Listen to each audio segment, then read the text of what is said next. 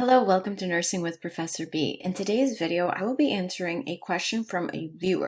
Kimberly Lusby asked, as a nurse educator, when and how did you find the confidence to present nursing information to your students? So Kimberly, thank you for your question. That is an excellent question. If you want your question answered, make sure that you leave a comment in the videos or on one of my posts, or feel free to look me up on Instagram. All right, make sure that you hit the like button, make sure that you subscribe, and make sure you turn on that notification bell. Let's go.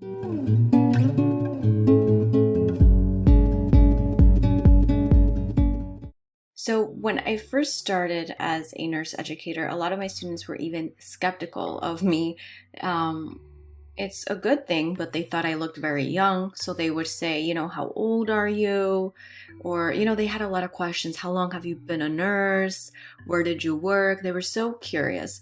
And I think the most important thing is to be confident in yourself and to be confident in yourself and to not get defensive. When the more you do something, the better you get at it, right? That's just the way the cookie crumbles.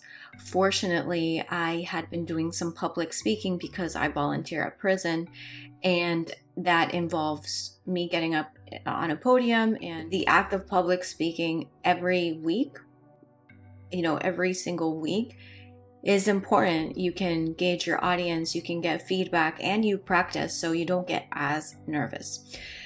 Now, when I was lecturing, so I feel like my specialty is mental health psychiatry, right?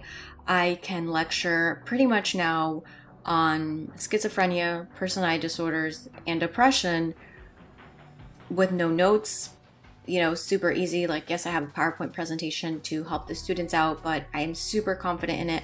I've done it for the past 3 years and I know it like the back of my hand.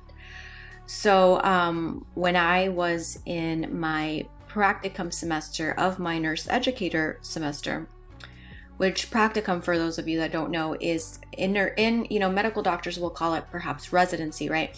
So in nursing, when we're in our last semester about to finish and go out into the real world, we call it practicum. And it's essentially being out in the field. Is kind of like residency, right? So you're out in the field and you're doing what you're going to be doing when you graduate. So my preceptor for my nurse educator program for practicum, she was great. I loved her to death. She was very strict. She was very like stone-faced, stoic, very this, right? So she had me lecture on cardiac. And like I said, I feel very comfortable with psych, but cardiac, I do not feel as comfortable with. So that day, and essentially, Kimberly, what I have to say to you and to everybody else watching is, you do something until you feel confident doing it. And the saying, fake it till you make it, I love it. Obviously, right, that doesn't apply for some things. Like, you wouldn't want a surgeon faking it if they don't really know what they're doing. But in life, fake it till you make it. It has worked for me. So when the first time that I had to lecture, that I was the most nervous was when I was still in school in my practicum semester, because not only did I have the pressure of making sure that I provided a great lecture for the students, but I was also being graded. And me passing my practicum semester and me being able to graduate depended on the grade that my preceptor gave me. Did my preceptor think that I lectured well enough in order to pass me? And like I said, she had very high standards and she was very strict.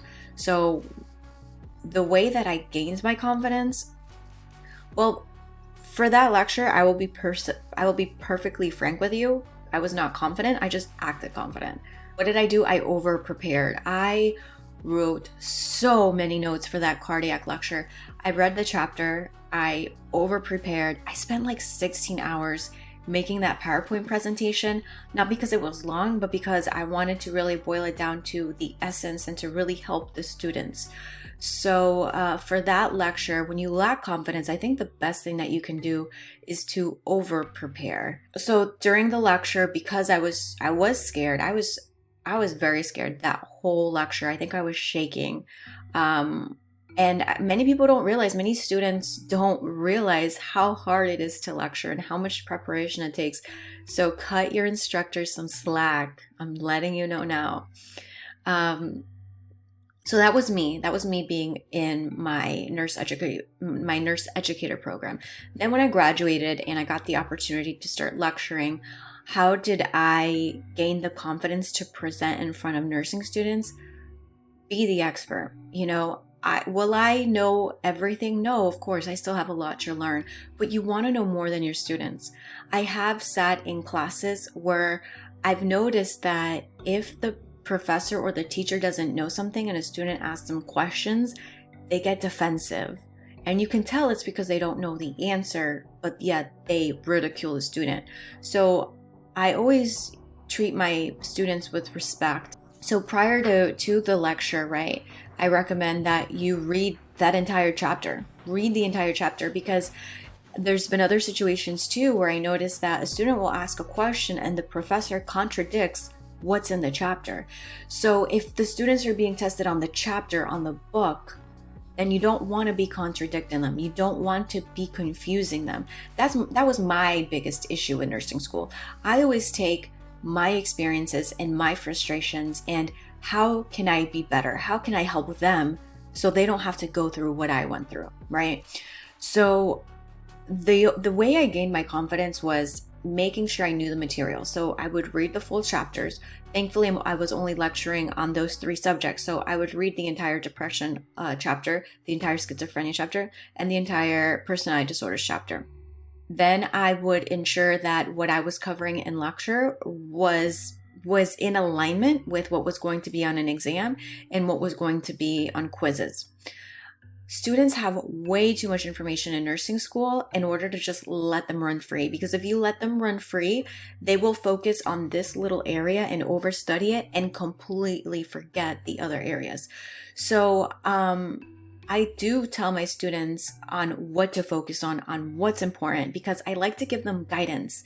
You don't just get in a car and you're like, well, I gotta go to work, but I'm just gonna take any road. No, you have to take a specific road to get from point A to point B. So I like to guide my students to what to do in order to get to the end goal. I would say maybe the first time I lectured on all those subjects, I was a little shaky, maybe I felt a little nervous, but now that I've been doing it for so long and that I know the material, I have fun with it. I love lecturing. It's so much fun for me. And if a student asks a question that I'm not sure the answer to, never be afraid to admit to that, because students will respect you if you respect them for the most part, and they appreciate honesty and they appreciate humility. So if I don't know something, I'll say, that's an excellent question. I'll get back to you on that, or I'll look into that for you, or I'm not sure. So Kimberly, I hope this answers your question. To summarize, just make sure you know the material. If you don't know the material, review it, find some kind of cliff notes that you can look over so that you feel more confident. Practice.